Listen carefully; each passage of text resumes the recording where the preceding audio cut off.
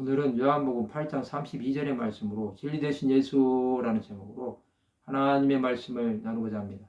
본 말씀, 진리를 알지니 진리가 너희를 자유롭게 하리라.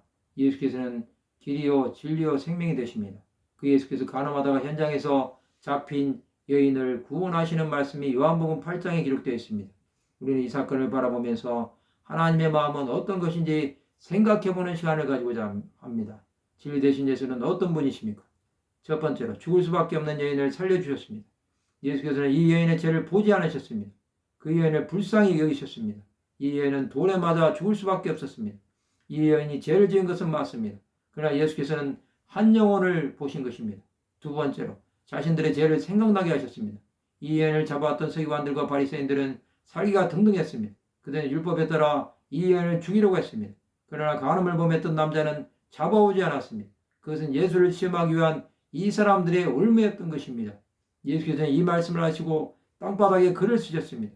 이 글이 무엇이었는지는 아무도 모릅니다.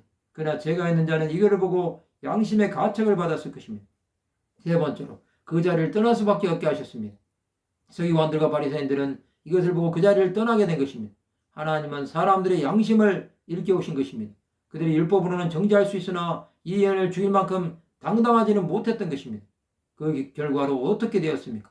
첫 번째로 여인은 죄에서 구원함을 받았습니다. 이 여인은 그 자리에 아무도 없는 것을 확인하였습니다. 그들은 모두 떠난 것입니다. 자신이 비록 죄를 지었지만 이제 죽음이 그를 피해간 것입니다. 하나님은 그 여인의 고통 소리를 들으신 것입니다. 두 번째로 사망에서 생명으로 나오게 되었습니다. 이 여인은 더 피해 다니지 않아도 된 것입니다. 예수께서는 이 여인에게 진리 되신 자신을 보여주신 것입니다. 사망 가운데 있는 사람은 생명을 주신 예수를 만남으로 속죄함을 받고 하나님의 자녀가 된 것입니다. 세 번째로 다시는 죄를 짓지 말라고 하심으로 자유를 주신 것입니다. 이제 이 여인에게 예수께서는 죄가 아닌 자유를 선포하십니다. 그것은 거룩하게 살라는 것입니다. 즉 구별된 삶을 살아 하나님께 영광을 돌리라는 것입니다. 구원함을 받은 하나님의 자녀는 이렇게 살아야 하는 것입니다. 그러면 우리는 어떻게 살아야 합니까? 진리 되신 예수를 전하는 자가 되어야 합니다. 예수께서는 길이요 진리요 생명이 되십니다. 또 예수를 말미암지 않고는 아버지께로 올 자가 없습니다. 진리 되신 예수는 우리를 하나님께 가까이 나가게 합니다. 말씀을 마치고자 합니다. 진리 되신 예수를 만나고 그를 전하는 삶을 살기로 결단하는 하나님의 백성들이 되시기를 주님의 이름으로 축원합니다.